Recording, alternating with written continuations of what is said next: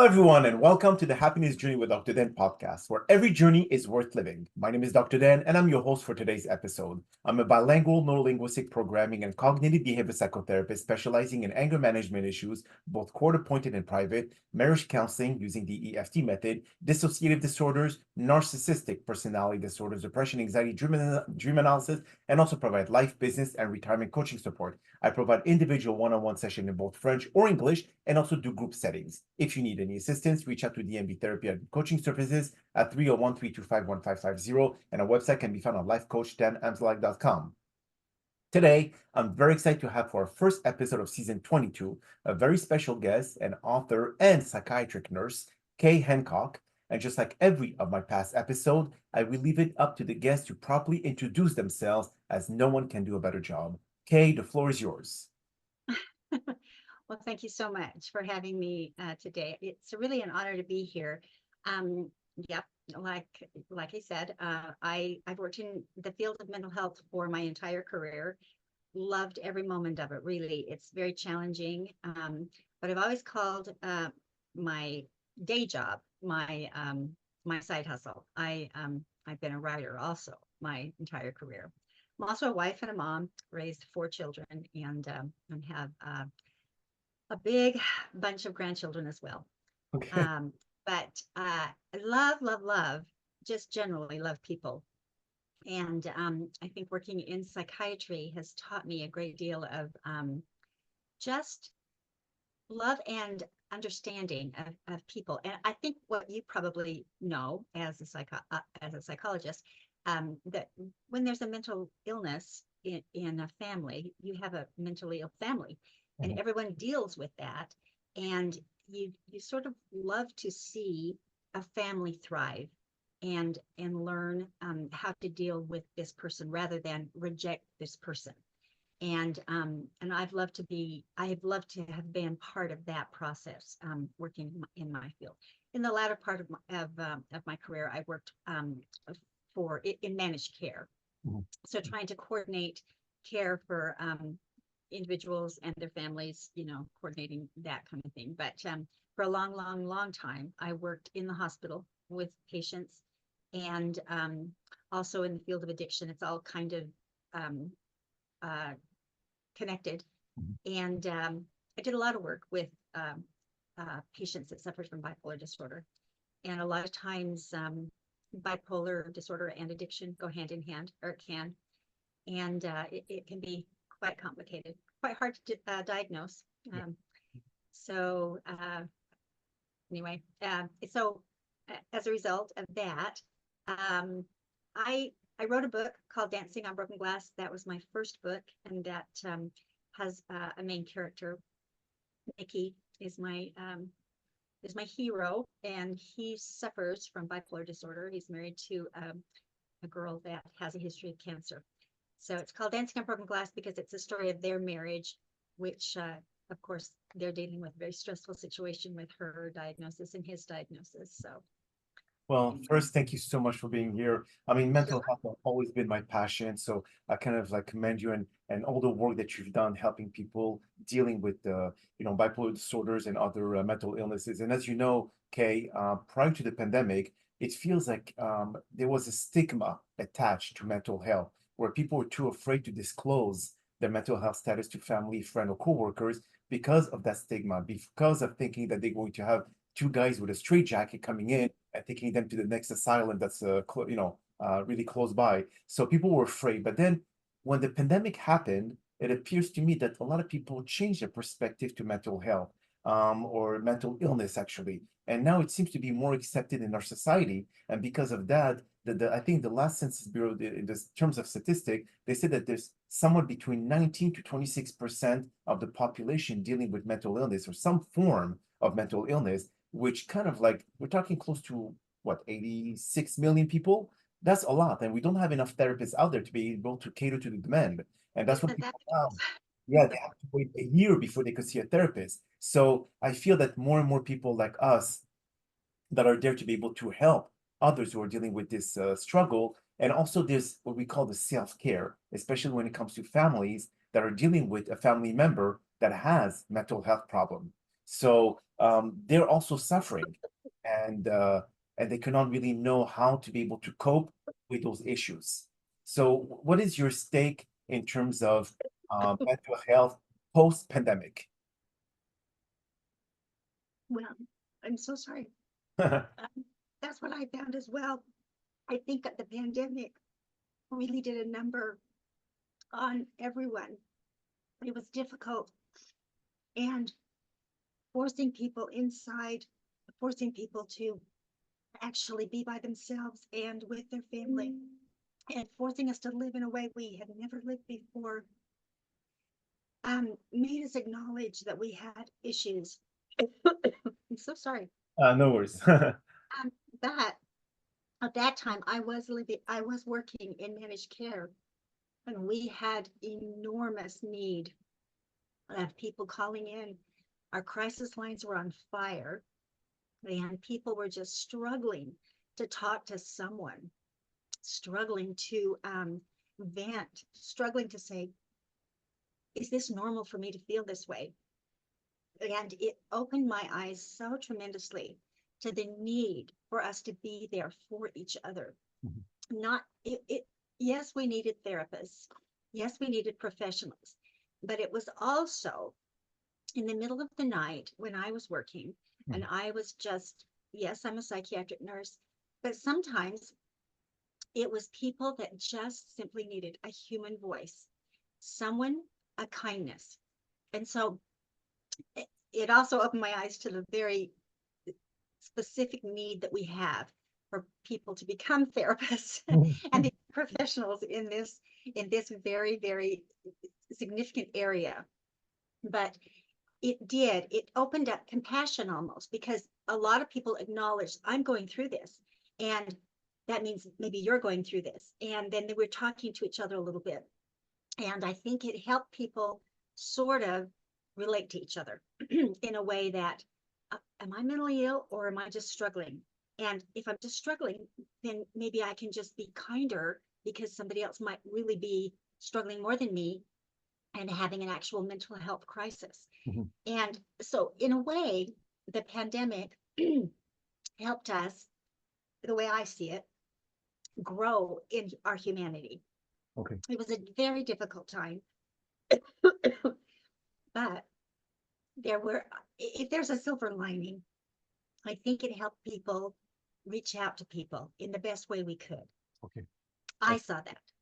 Excellent. Now, it is true that just recently, the American Psychological Association, they mentioned something about a new type of or new spectrum of bipolar. There was usually bipolar 1, and now there's bipolar 2 disorder. If you could tell our listeners the differentiation between those two diagnoses, what makes one different from the other?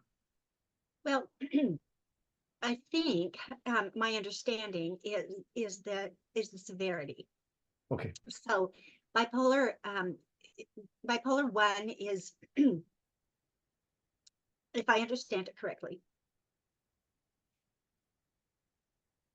mania and psychosis. It's a spectrum. And so mania and psychosis and out of control emotions are at this one end. And the very, very rapid cycling of bipolar, the severity of it is one bipolar. The other is mood disordered, the depression and the lack of just being able to be stable in your mood, but still functional. And so, like everything, there is a continuum. And when you're in a manic stage and you cannot be responsible for yourself, that's one thing. When you're in a mood over here, that you can still get up and go to work, you can still support your family, you can still kind of put one foot in front of the other and function, but you don't feel great, that's another spectrum. So there's a separation. Now, when you get at this other end, when you're kind of out of control and you're kind of, this is where people make allowances for themselves. I like that feeling of mania.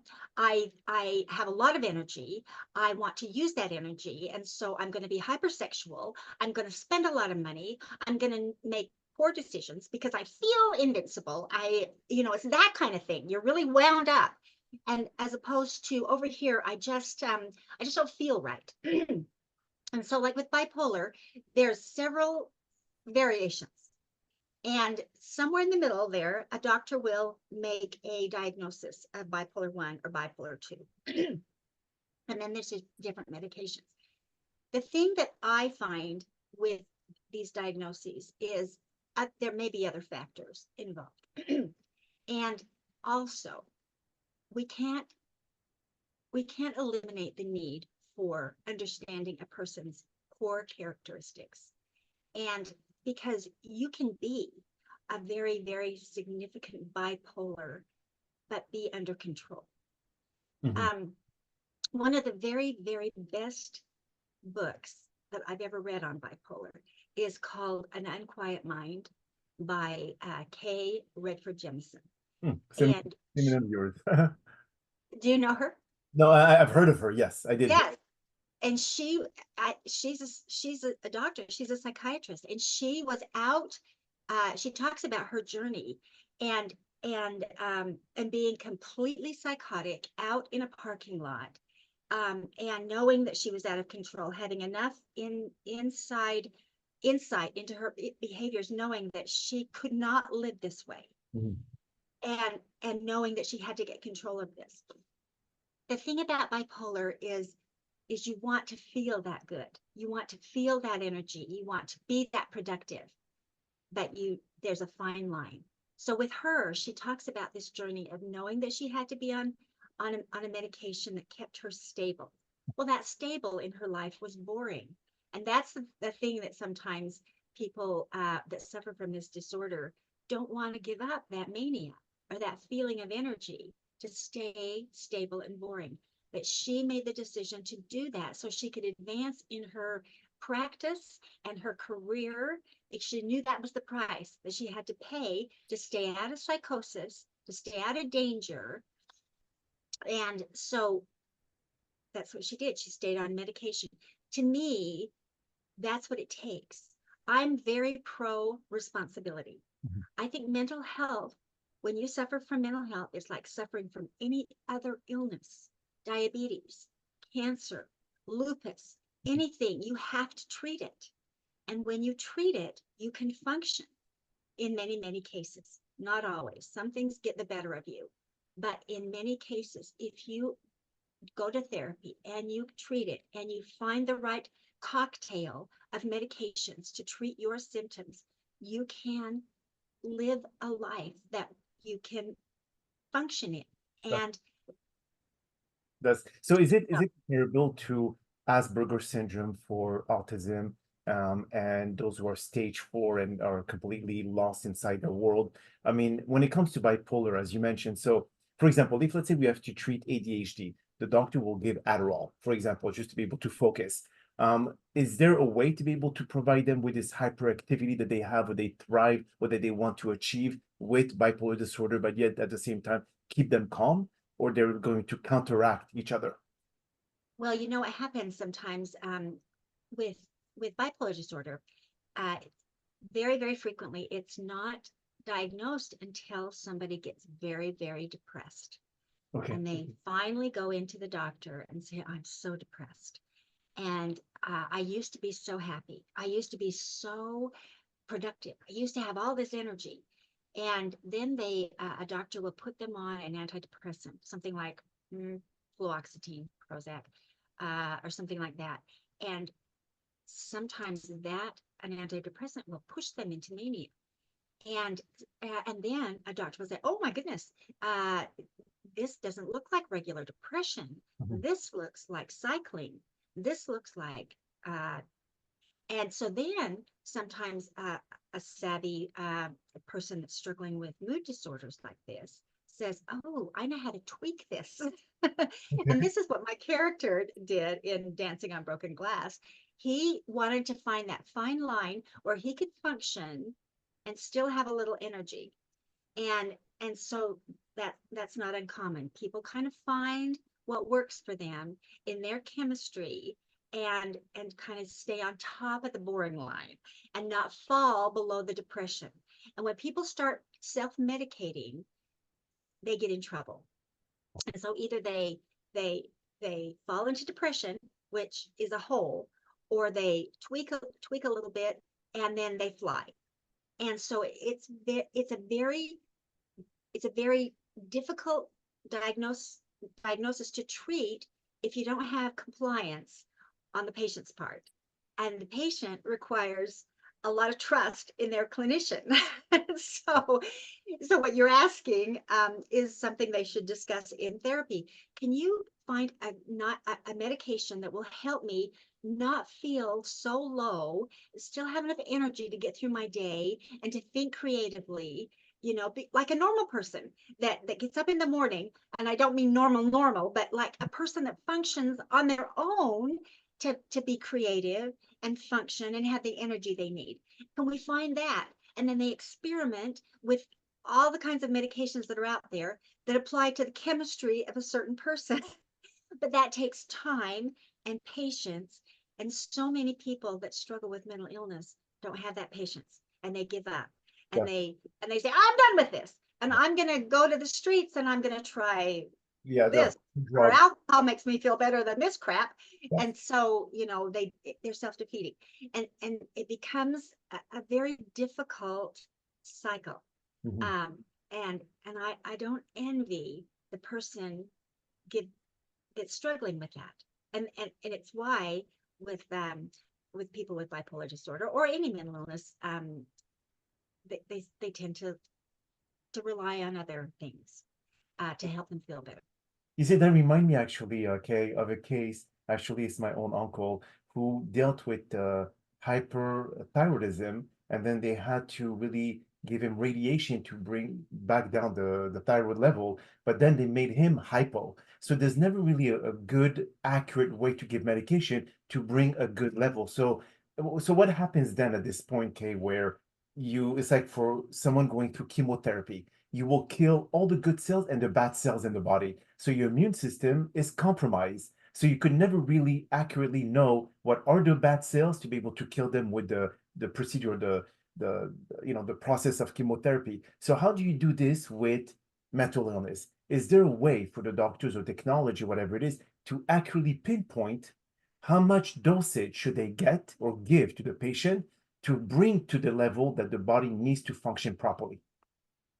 Well, unfortunately, the only way to know that is by the mood of the patient and their behaviors. And with antidepressants and mood stabilizers and those kind of things, it takes time for that to build up to a therapeutic level in the blood. And it's not an overnight fix. It's not something you can take and feel better within an hour, which is what we all want, right? We want immediate Instant gratification. gratification, yes. And so, and so Human when nature, okay, human nature. and when I've got a headache, I want to take something and I want the headache gone today, right now, in half an hour. But with mental illness, you sit down and you take a medication, and they say you'll see a difference within 6 weeks. Ooh, I don't want to wait 6 weeks. I can't stand how this feels right now. And the other thing is your family or your loved ones or the people that are around you all the time are going to see a difference before you do. And so listen to them. And this is all not very good news to the patient. They want to see something much sooner. And so again, it's establishing that trust with your clinician. And sometimes people end up in the hospital, and they're there for a week, or insurance companies, they don't like them there very long, Mhm. but they're there to stabilize initially. And then it so you try medication for a little while, a few weeks, and see if things are lifting. Are you sleeping better? Is your appetite returning?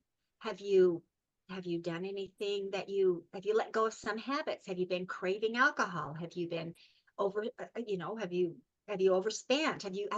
What are some of the things you were doing 6 weeks ago that you're not doing now? Are you seeing an improvement? Well, yeah, I'm not doing that and that and that, but I don't feel any different. But the wife says, oh, he's so much nicer. He hasn't bit my head off, you know, it, uh, and so, it's that kind of thing that the measurements are different than than what maybe the patient might report. Okay. And so then you say, okay, so these are some improvements maybe you haven't noticed. And so it's very, very gradual, or it can be. And some things that in that you might measure immediately, it is a level of anxiety. And you can take something for anxiety that will kick in rather quickly. But as far as mood stabilizers go, or general lifting of depression and lowering of mania, those take a little bit more time. Stabilizing of mood takes a little bit more time. You have to be more patient with that. And so when you ask a question like, is there something you can do? it's it's establishing a trusting bond with your clinician and having the patience to see it through, and regular therapy. It usually, the best treatment is medication and therapy, and you're kind of in it for the long haul. You can't go in and say, I've got cancer. Can you fix me up by next Tuesday because I've got a dance I need to go to? Yes. It's it you're in it for the long haul, because it's not an easy fix, but it it can be treated. Most illnesses can be treated, but we are a society that likes things right now. Yes, absolutely. But then when you have a combination of more than one mental illness, and you have suicide intent, and you have the depression that usually come together, then you have the anxiety that follows with chronic depression and so on and so forth. Um, is there, I mean, it's kind of like a tidal wave of issues coming your way. How do you dissect each and every one and know how to treat each and every illness independently, but then they all come together at one and then they all disappear all at once? Well, not Right. disappear, they all manage in the right way. Right. Well, that what you're describing is probably a pretty good mental health crisis when they hit all at once. And that's probably when someone might end up in a crisis unit, or in the emergency room, or in the hospital, and need to be, monitored closely until they're through that tidal wave. And maintain, the goal there is to maintain their safety. Mhm. And once you feel like they're maintained, or through that crisis, then you move them to a safe environment, hopefully families, hopefully somebody that can care for them, and get them through.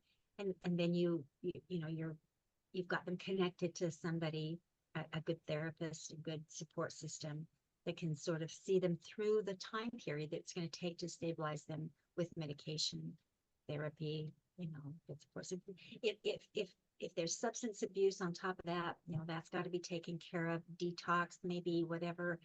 um, you do have to untangle what's all going on, and sometimes it all hits at once. um, if it's the breakup of a relationship, on top of, okay, now I'm just going to get drunk, on top of, I've lost my job, on top of, a manic episode. You're right, that's a tidal wave of everything that's got to be untangled and dealt with. But sometimes the best place to do that is in a safe environment. Is it more common for bipolar to have self-destructive mentality where they feel that everything comes together and they just want to end it or cut Well, themselves or whatever it is? So is it habit. attached, like attached to each other in terms of, okay, well, if someone is slashing their wrist or cutting whatever it is, would you assume that this may be related to bipolar?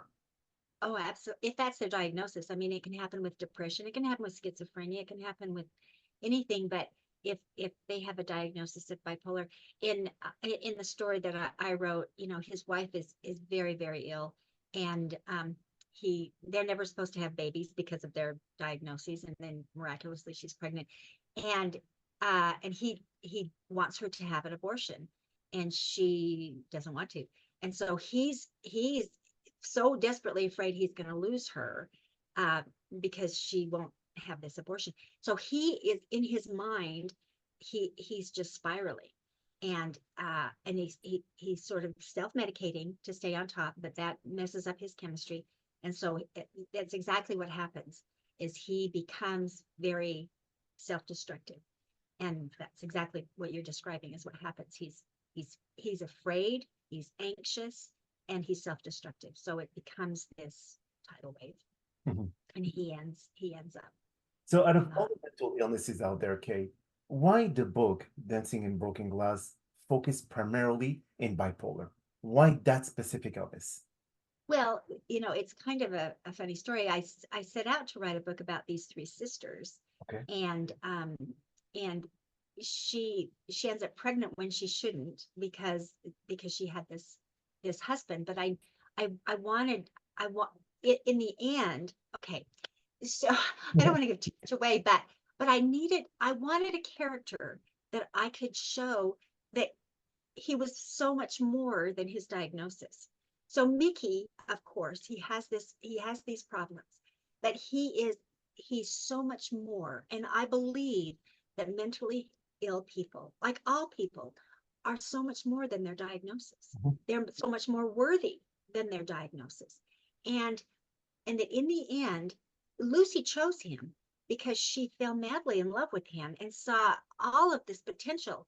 And and their marriage survived because they had a contract that he would do his best to manage his bipolar. She wasn't going to be a mother to him.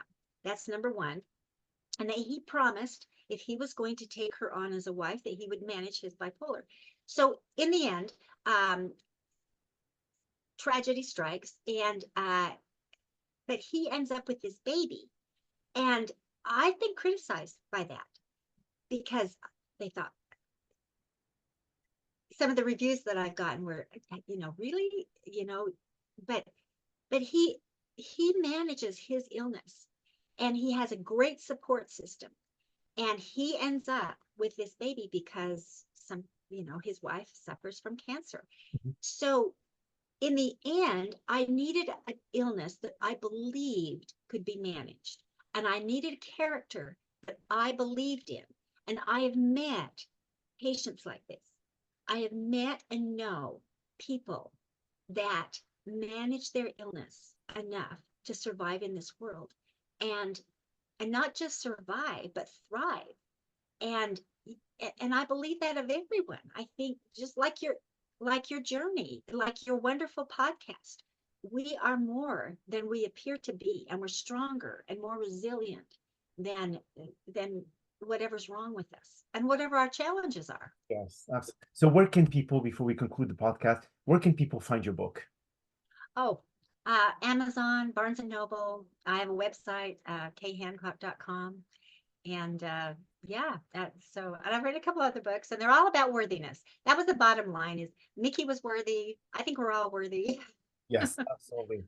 Well, I mean, just I'd like to appreciate, first of all, you sharing this incredible story. But on that note, that is all the time that we have for today's podcast. I really appreciate you taking the time out of your busy schedule to join us. And thank you again for participating and inspiring our many listeners with your incredible story. Now, we hope that you've all enjoyed today's episode. I'm also very excited about the many upcoming guests that we have scheduled for season 22 of the Happiness Journey podcast, filled with inspirational stories just like the one that you listened today. Now, here are some concluding words of wisdom. Navigating the highs and lows of bipolar disorder is a profound journey of courage and resilience.